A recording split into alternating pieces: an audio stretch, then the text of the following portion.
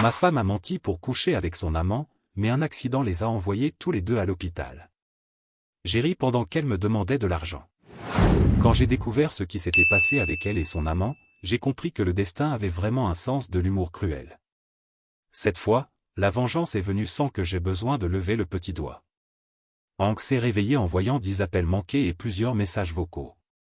Il ne reconnaissait pas l'indicatif régional des appels.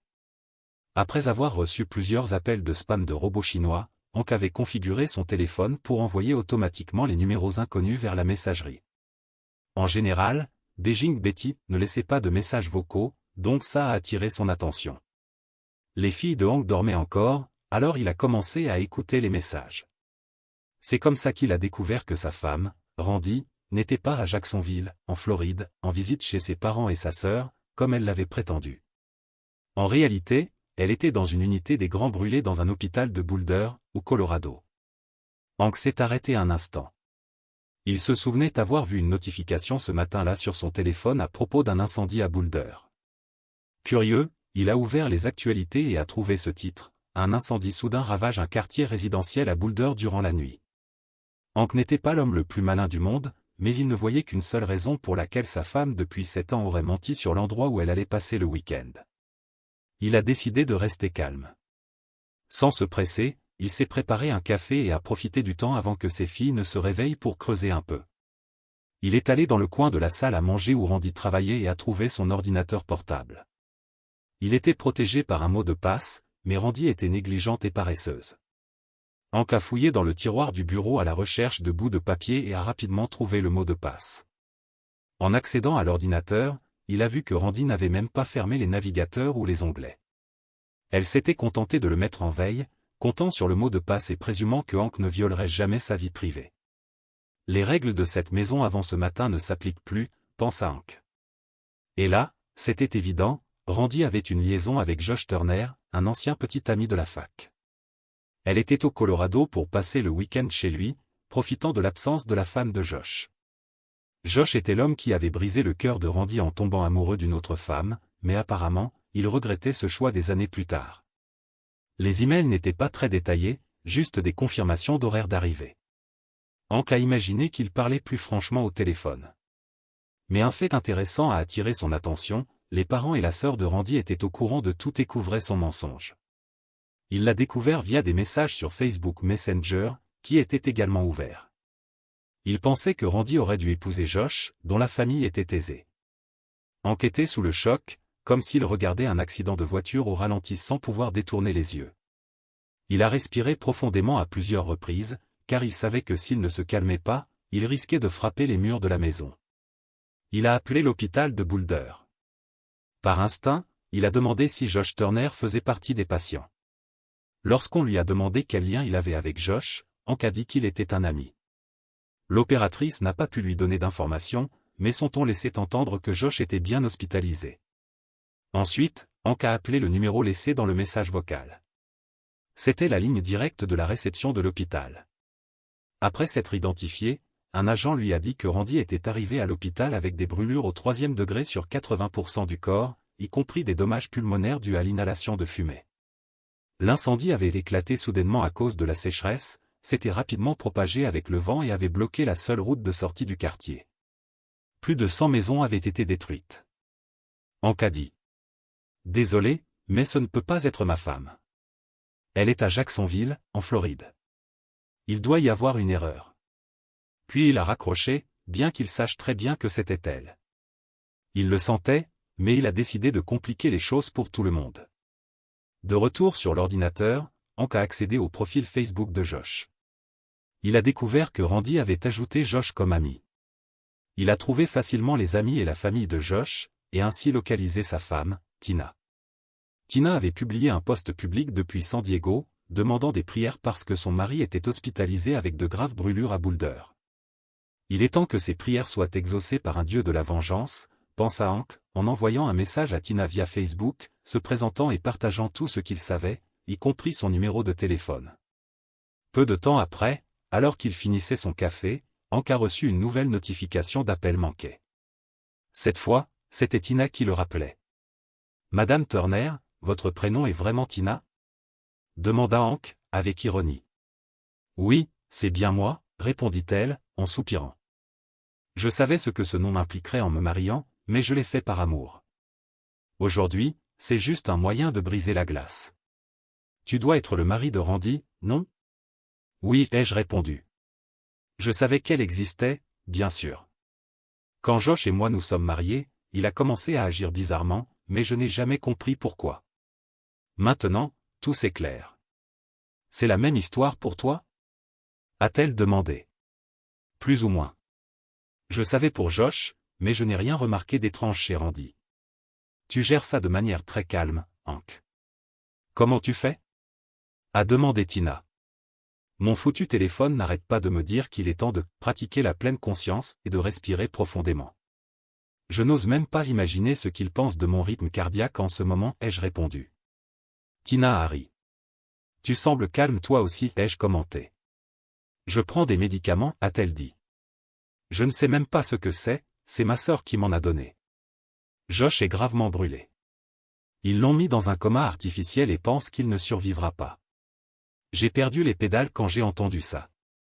Maintenant, je suis juste sous le choc, surtout après avoir appris la vérité sur ce qui s'est vraiment passé. Et ta femme, elle en est où? Très brûlée aussi, mais je n'ai pas plus de détails. J'ai dit à l'hôpital que ça ne pouvait pas être elle, parce que ma femme est censée être en Floride, ai-je répondu. Tina a encore ri. L'hôpital me rappelle. Je dois répondre, mais restons en contact, d'accord? A-t-elle dit avant de raccrocher. Hank a enregistré le numéro de Tina dans ses contacts pour éviter que le bloqueur d'appel ne l'envoie directement sur la messagerie. Un autre appel est arrivé, cette fois c'était Bob, le père de Randy. Il avait sûrement vu les infos et s'inquiétait.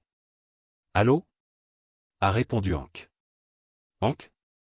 A demandé Bob. Oui, c'est moi, a répondu Hank. Un silence s'est installé. Bob n'avait jamais vraiment apprécié Hank, et c'était réciproque, même s'ils avaient toujours gardé des échanges polis. Mais quelque chose avait changé. Hank, tu as eu des nouvelles de Randy? A demandé Bob. Hank a fait une pause. Ce genre de question, venant de Bob, ressemblait à un aveu de faiblesse. Pourquoi j'aurais des nouvelles d'elle que toi tu n'aurais pas? Elle n'est pas dans son ancienne chambre, en train de passer du temps avec vous? Cette rate de ta femme est ta deuxième fille, Hank s'est interrompu. Bob, tu savais que Randy mentait, et tu veux encore la défendre? Avant que tu continues à parler et que je m'énerve encore plus, laisse-moi te dire une chose, j'ai toujours su que tu me méprisais. Je crois que tu n'as jamais pensé que j'étais à la hauteur pour ta fille, mais tu pensais que Josh l'était. Ta femme et ton autre fille ont toujours été arrogantes avec moi. J'ai toléré ça pour garder la paix, mais maintenant c'est fini. Si tu étais en face de moi en ce moment, je t'enfoncerais mon poing dans la bouche jusqu'à ce que tu craches des dents couvertes de sang. Et après, je frapperai les deux autres avec une clé pour démonter les roues, juste pour le plaisir. Alors va te faire voir, toi et ta famille de menteurs, espèce de misérable. Hank a raccroché. Il n'y avait plus rien à dire. Pour gagner du temps, il a bloqué les numéros de Bob, de sa belle-mère et de sa belle-sœur. Papa, pourquoi tu criais? A demandé Nicole, sa fille aînée, en entrant dans la cuisine. Sa petite sœur, Rebecca, la suivait. Papa a dit un gros mot, a annoncé Rebecca. C'est vrai? Redis-le, papa, j'ai pas entendu, a demandé Nicole. En cas du sourire. C'était quoi le gros mot, Becky? A-t-il demandé. Elle a froncé les sourcils. Je m'en souviens plus, a-t-elle murmuré. Je crois que tu as mal entendu. Allez, on va prendre le petit-déj, a annoncé Hank. Aujourd'hui, c'est pancake. Après un bon petit déjeuner et pendant que les filles regardaient Bubble Guppies, le téléphone a encore sonné. C'était Tina. Les médicaments ne marchent pas, a annoncé Tina. Quoi? A demandé Hank, surpris. Les médicaments que ma sœur m'a donnés pour me calmer, ça ne marche pas, a-t-elle répondu. Pourquoi tu dis ça, Madame Turner? A demandé Hank. L'hôpital m'a mise en ligne avec l'unité de soins intensifs, là où Josh est. L'infirmière a mis sur haut-parleur, pensant que ma voix l'aiderait, même s'il est dans le coma. Et qu'est-ce qui s'est passé? A demandé Hank. J'ai craqué. J'ai crié que sa petite amie était elle aussi gravement brûlée, qu'elle allait sûrement mourir, et que c'était de sa faute. J'ai dit que toi et moi, après avoir touché l'assurance vie, on allait faire le tour du monde en croisière, juste pour se venger. Il a failli faire un arrêt cardiaque en entendant ça, même dans le coma. Sérieux? A demandé Hank, étonné. Oui. Difficile de dire si c'était une coïncidence ou si c'était à cause de mon cri. Il a survécu, mais... Je suis désolé, a répondu Hank. Pourquoi? T'es désolé qu'il ait failli faire un arrêt cardiaque ou qu'il soit encore vivant? A demandé Tina. Tous les instincts de Hank lui criaient d'être cruel, mais il s'est retenu. Je suis désolé pour tout ça, a-t-il répondu. Moi aussi, a répondu Tina. Après un moment, Hank a demandé. Dis-moi plus sur cette croisière qu'on va faire. Désolé, je ne sais pas pourquoi j'ai dit ça, a répondu Tina. Ça m'intéresse, a répondu Hank. Je parie que oui. Elle a fait une pause. Tu es vraiment intéressé, Hank? J'ai vu sur Facebook que tu avais un joli visage, mais je n'ai pas eu le temps de vraiment te stalker. Si je devais passer du temps avec quelqu'un pour me venger, tu serais un bon choix. Pourquoi? J'ai une chance? Je ne sais pas, a répondu Tina, lentement. C'est juste que, depuis que j'ai découvert qu'il me trompait, je n'arrête pas de me demander ce qui cloche chez moi. Savoir que tu t'intéresses à moi me fait me sentir un peu mieux. Et pour être honnête, t'es pas désagréable à regarder non plus. En crie. Merci. Ça fait du bien à entendre, même si ma femme a visiblement préféré ton mari. Peut-être que le problème, ce n'est pas nous, répondit Tina. On dirait bien, dit Hank. Tina fit une nouvelle pause. Tu t'es déjà demandé pourquoi ils ont fait ça? Demanda-t-elle. Je pense que c'est parce qu'ils croyaient pouvoir coucher avec d'autres personnes et s'en sortir sans conséquence. Dit comme ça semble tellement simple, dit Tina, sceptique. Et qu'est-ce que ça pourrait être d'autre? Répondit Hank, avec un ton qui voulait clore le sujet. Écoute, on a beaucoup à encaisser, mais restons en contact. On est les deux seules personnes à pouvoir comprendre ce que l'autre ressent en ce moment, dit Tina. D'accord. Faut que j'achète des shorts et des bermudas sur Amazon pour la croisière, et un slip de bain. Si t'as déjà des trucs prêts, montre-moi. Répondit Hank. Elle rit. Au moins, tu arrives à me faire sourire. Peut-être que les médocs fonctionnent finalement. Prends une cabine avec balcon. Elle rit encore. Salut. Ils raccrochèrent. Hank vit qu'il avait un autre message vocal. Si c'était encore l'hôpital, il rappellerait. Il retourna l'appel et fut mis en relation avec une infirmière dans la chambre de Randy. Elle semblait différente de celle qui s'occupait de Josh, mais elles avaient toutes l'air de suivre le même protocole. Hank se demanda si c'était normal dans le milieu médical. Je suis l'infirmière Young. Nous sommes en haut-parleur maintenant. Je suis dans l'unité des grands brûlés en soins intensifs de l'hôpital. Votre femme est ici. Elle est gravement brûlée et en coma artificiel. Elle est juste à côté de moi. Nous espérions que le son de votre voix puisse l'aider, même si elle n'est pas consciente. Hank ne put s'empêcher de penser que l'hôpital allait devoir revoir ses procédures standards de contact avec les familles après cette journée. Pourquoi pensez-vous ça? Demanda-t-il. Je n'étais pas là quand elle est arrivée, mais une de mes collègues l'était. Elle a dit que votre femme a attrapé son bras de toutes ses forces et ne l'a pas lâché tant qu'elle n'a pas compris son message, appelle mon mari.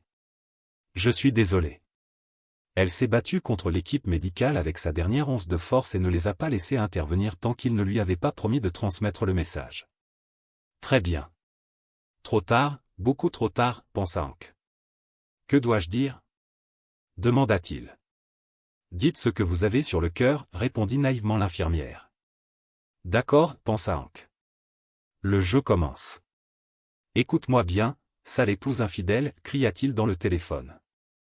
J'espère que tu vas mourir dans la douleur et brûler pour l'éternité en enfer avec Josh, qui va crever lui aussi. Juste pour que tu le saches, je vais dépenser tout l'argent de ton assurance vie pour emmener la femme de Josh en croisière, et je ne te pardonnerai jamais. La ligne resta silencieuse. L'infirmière avait dû être prise de court au début, mais elle semblait s'être reprise. Hank se rendit compte qu'à ce rythme, il n'atteindrait jamais ses objectifs de pleine conscience. Peut-être qu'un jour il se sentirait coupable d'avoir dit ça, mais ce jour-là n'était pas aujourd'hui. Papa, ça veut dire quoi, séduire? demanda Becky en serrant son ourson en peluche. Ah, ça veut dire pousser quelqu'un sur le mauvais chemin, répondit Hank. Elle réfléchit un instant avec un air sérieux. Quand est-ce que maman rentre à la maison? Demanda Becky. C'était bien ça qui mettait Hank en colère, devoir expliquer la situation à ses filles. Il allait devoir bien réfléchir à la manière de le faire, mais il n'avait pas la patience pour ça maintenant. Dès qu'elle pourra, Becky, répondit-il. Becky retourna dans le salon. Hank la regarda se jeter sur le canapé devant la télé. Il n'était absolument pas question d'emmener les filles au Colorado pour voir leur mère à l'hôpital, enveloppée de bandages comme une momie. Il préférait qu'elles aient du mal à comprendre plutôt que de garder une image pareille en mémoire. Une fois cette décision prise, 30 minutes plus tard, il avait déjà des billets pour une semaine à Disney World, une réservation dans un hôtel du parc et des billets d'avion. Il partirait le lendemain matin. Nicole devrait manquer un peu de maternelle, mais tant pis. Juste après avoir acheté les billets, l'hôpital rappela. Randy avait eu une crise cardiaque et était morte. Tous les efforts pour la sauver avaient échoué. Hank demanda l'heure. C'était à peu près au moment où il lui avait crié dessus. Peut-être qu'il suggérerait à Tina d'essayer de crier plus fort sur Josh, pour voir si ça marchait mieux de son côté. Ou peut-être qu'elle devait juste le faire avec plus de passion. Non, il allait la laisser découvrir ça toute seule. Hank dut finalement envoyer les informations de l'assurance santé de Randy à l'hôpital pour qu'ils lui fournissent les documents liés au décès. Il appela une entreprise de pompes funèbres locale et organisa la crémation de Randy, vu qu'elle était sévèrement brûlée. Hank pensa qu'il aurait droit à une réduction, mais on lui dit qu'il facturerait quand même le prix plein. Il demanda qu'on lui envoie les cendres par FedEx une fois qu'il serait revenu de Disney. Une fois là-bas, les filles furent un peu tristes que leur mère ne soit pas avec elles, mais avec assez de sucre et une transformation en princesse à la Bibidi Bobidi boutique, elles tinrent bon. Josh, lui, survécut jusqu'au jeudi. Tina n'a plus crié sur Josh, alors peut-être que cela a aidé à prolonger sa vie. Elle était maintenant de retour au Colorado, hébergée chez des amis, car sa maison avait été détruite. Elle jouait très bien le rôle de noble veuve, surtout pour ses enfants. Elle avait dit à Hank qu'elle ne leur avait rien révélé au sujet de Randy. Les enfants de Tina étaient plus âgés que ceux de Hank et savaient que leur père avait été blessé dans l'incendie, ce qui rendait la situation plus difficile à ignorer. Quant aux enfants de Hank, ils n'en savaient rien, et ils comptaient bien les préserver encore un moment. Ne rien dire de négatif sur leur mère serait un vrai défi. Peu après leur retour de Floride, un livreur de FedEx frappa à la porte avec 2 colis nécessitant une signature. Le premier était une lettre des beaux-parents de Hank, le second, une boîte contenant les cendres de Randy. La lettre demandait à Hank de leur envoyer les restes de Randy pour qu'ils puissent organiser une cérémonie et l'inhumer dans sa ville natale, en Floride, s'il ne prévoyait rien de son côté. Ils avaient probablement contacté plusieurs personnes, réalisa Hank. La lettre ne contenait aucune excuse pour avoir couvert Randy. Ce détail rendit la décision suivante très simple. Hank engagea une adolescente du quartier pour garder ses filles et partit, laissant la babysitter les distraire avec un récit complet du voyage à Disney, en leur montrant tous les souvenirs et les photos sur l'iPad. Hank, lui, se rendit dans un parc national voisin avec la boîte des cendres de Randy dans un sac en bandoulière. Il marcha jusqu'à l'une des zones les plus reculées du parc, où il n'y avait que des latrines en béton à la place de toilettes modernes. Hank se filma pendant qu'il déversait les cendres dans la latrine. Par coïncidence, il avait aussi besoin d'uriner. En revenant à sa voiture, il se demanda s'il ne devrait pas consulter un thérapeute, mais il se rendit compte qu'il n'était plus aussi en colère. Enfin, pas assez pour frapper quelqu'un. Détruire des réputations, en revanche, c'était une autre affaire. Il posta tout de même la vidéo sur Facebook, montrant le moment où il jetait les cendres dans la latrine, accompagné d'une explication. Ensuite, il se demanda si les services des parcs nationaux allaient lui infliger une amende pour avoir pollué la fosse. Si c'était le cas, il la paierait avec plaisir. Hank ne reprit jamais contact avec ses beaux-parents, mais apprit par le journal qu'ils avaient organisé une sorte de « célébration de la vie » à Jacksonville, sans lui ni ses filles. Il expliqua à ses filles que leur maman avait eu un accident pendant son absence et qu'elle ne reviendrait pas. Elles réagirent comme ils s'y attendaient. Heureusement, les enseignantes de la crèche et de la maternelle furent formidables et aidèrent les filles à traverser cette épreuve. Le paiement de l'assurance vie fut une agréable surprise. Randy avait une couverture plus importante que Hank ne l'imaginait. Cet argent lui permit de réorganiser plus facilement sa routine professionnelle. Il décida que ses filles avaient besoin de beaucoup d'air frais, surtout dans les aires de jeu pleines d'enfants et de jeunes mamans, dont plusieurs se montraient très compatissantes face à son histoire tragique, surtout quand il les laissait venir le réconforter. Bien sûr, il omettait de mentionner que Randy l'avait trompé. Il voulait avoir l'air sympathique, pas pathétique. Ses filles commencèrent à recevoir de nombreuses invitations à des après-midi de jeu, où les mères amenaient souvent leurs amis célibataires et jolis. Hank commença à entrevoir un avenir possible. Hank ne se mit jamais en couple avec Tina Turner, même s'il s'appelait de temps à autre. Commentaire Monsieur Reddit. Honnêtement, aussi extrême que le geste de Hank ait été, il est difficile de ne pas comprendre ce qu'il ressentait. Après tant de douleur, de trahison et de silence de la part de ses beaux-parents, il a juste voulu tourner la page à sa manière. Et au final, peut-être que le plus important, c'est ça, protéger ses filles, aller de l'avant et reconstruire sa vie. Et vous, qu'auriez-vous fait à la place de Hank? Laissez votre avis en commentaire, j'aimerais beaucoup savoir ce que vous en pensez. Si vous avez aimé l'histoire, n'oubliez pas de liker, commenter et vous abonner pour plus d'histoires comme celle-ci. À la prochaine!